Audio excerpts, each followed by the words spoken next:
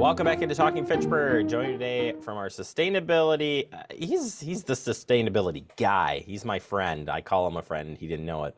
It's Phil Grupe. Phil, welcome back to the show on your second segment of sustainability. I love it. We're going to make it a thing. This is fantastic. It's good to see you again, Jeremy. Nice to see you too. We're going to Friend be has a nice ring to it. love it. But we're going to talk about the lead here of No-Mow-May. Yeah. And we just had something that went through council. I don't want to steal your thunder. So first and foremost, Phil, what is No-Mow-May for people who aren't familiar?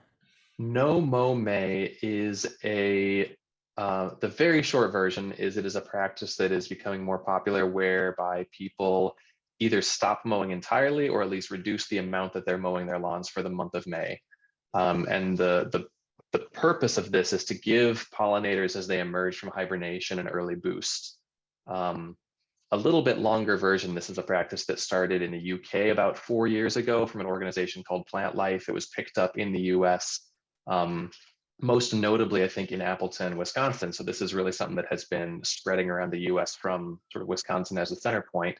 A number of Wisconsin communities have done this over the last few years, and Fitchburg decided to get into the game this year. For a variety of reasons, pollinators and other really important invertebrates have been struggling population-wise over the last few years, the last decades. And this is pesticides, this is climate change, this is loss of habitat due to development.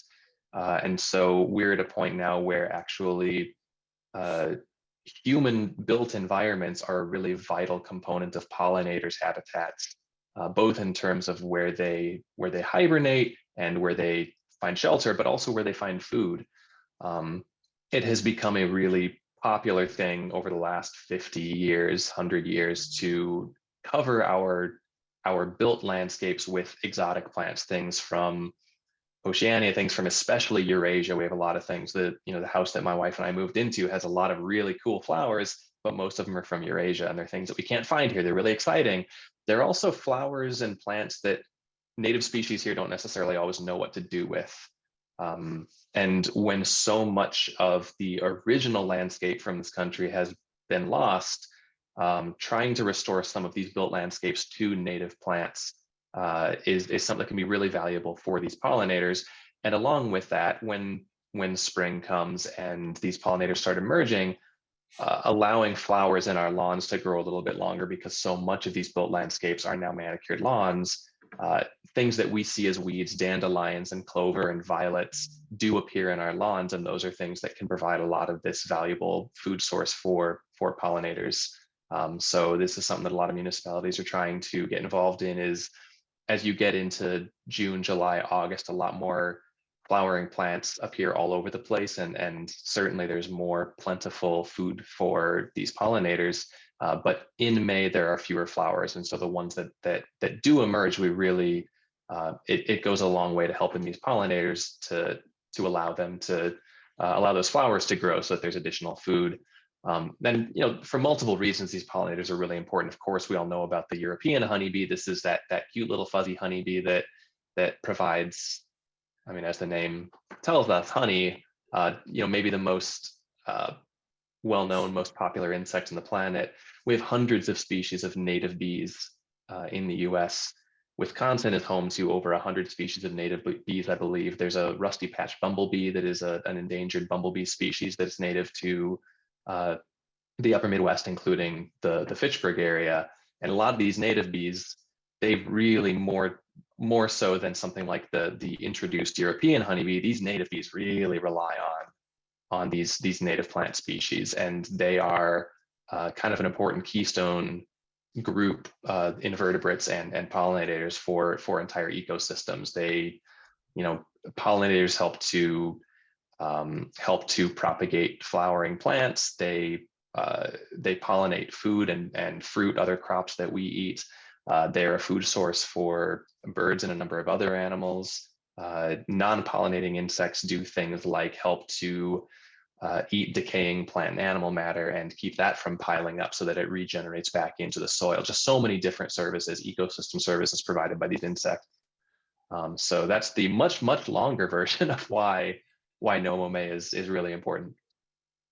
Phil, do you see like the from the studying that you do and the research, do you see a lot more landscaping and lawns being kind of addressing this issue kind of in a broader sense of like maybe we need to add more flower beds and we really need to take a look at that native species, the stuff that are in your area, in your state, and try to include more of that as well, not only reducing, lawn space, to save energy and we're not mowing, and we're getting these beautiful flowers and stuff. So are we seeing more development in that front to maybe eliminate lawns, so to speak, or some less lawn space, so to speak, but increase some of this for our pollinators?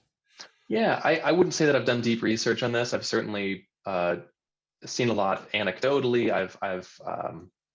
I've seen opinions that there has been a shift in the last, especially 20 years or so, towards more native vegetation, more choosing other things besides just green grass lawns. As you mentioned, it's a lot of energy spent by mowers. There's a lot of, unless you have a battery powered mower, if you're still using a gas mower, that's a lot more emissions coming from that. It's a lot more time that you have to spend manicuring your lawn that for a lot of us doesn't really get used 90% of the year. And so it's just a lot of time spent on something that ecologically speaking is pretty bereft of any real life. There's not a lot in a short grass lawn to interest many of our native species here. So it's kind of an ecological dead zone in a lot of ways. Um, Yeah. and so I think there has been a trend away from that in the last 10 or 20 years. And I'm certainly seeing more people who are landscaping and gardening, especially doing native plants for the ecosystem reasons that I've already mentioned. But also if you plant species that are native to the area, they are adapted to our climate, they're adapted to our weather patterns, they're less likely to need a lot of intensive care. Whereas if you plant a ton of tulips and other non-native species, those might be things that require more tending. You plant stuff that's used to this area, once you get it set, it knows what to do. It knows it can handle more often, it can handle droughts, it can handle the kinds of temperature fluctuations we get in Wisconsin. So it's just generally lower maintenance. It doesn't have the same necessarily exotic feel as something that isn't found naturally around here, but there's really a lot of beautiful trees and shrubs and flowers and other things from the area that yeah, I've certainly seen a lot more of that in recent years. It's something that we're trying to do with the city as well, is that there are a number of prairie grass plantings on city properties that mean that we're mowing fewer lawns, but also providing more of that native landscape just for the aesthetic value and also ecologically. Actually, that is a good transition because the final question in this is as far as the city's standpoint goes, then in the month of May and just overall, are we Mhm. moving towards helping the pollinators and helping build these ecosystems that can sustain the extreme weathers that we've already had, but also will continue to see into the future? Yeah, so as I was kind of alluding to earlier when I went off on a bit of a tangent, No-Mow-May is it's not the first thing that Fitchburg has done, and it's not the period at the end of the sentence. This is really intended to be something to raise awareness. Certainly, we encourage people to participate. What No-Mow-May does is it will suspend the lawn maintenance ordinance through the month of May. It'll pick up again on June 1st, where your maximum vegetative height is 8 inches. Uh, Through the month of May, you can not mow your lawn at all. You can mow it less frequently, which is, really often provides the same benefit. If you don't want to wait until June and all of a sudden you've got to deal with 16 inches of grass, you can participate by just mowing every 2 weeks instead of 1 week, by increasing the deck height on your mower so that you're mowing the grass to a height of 4 inches when you cut it and not 2 inches. Things like that are also a great way to participate in. We can call it low mow May instead of no mow, if that's something that is easier for you to participate in. But the city already has processes that I want to find a way to highlight more for applying to have a native landscape or a natural lawn that isn't subject to those vegetative height requirements.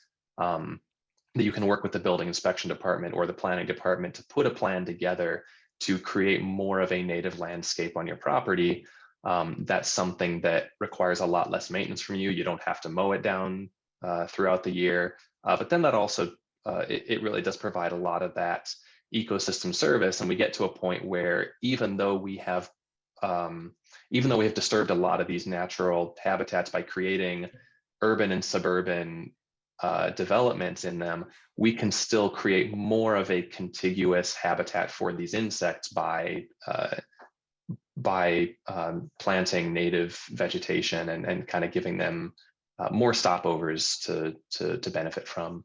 I'm putting together a page on the city's website for that. So if you go to Fitchburg's website, search for No-Mow-May, there's a little bit of information right now. What I'd like to do is put together a registration page so that if you do want to participate, we'd love to track how many people around the city are participating in this. And so I want to put that together, by the middle of next week.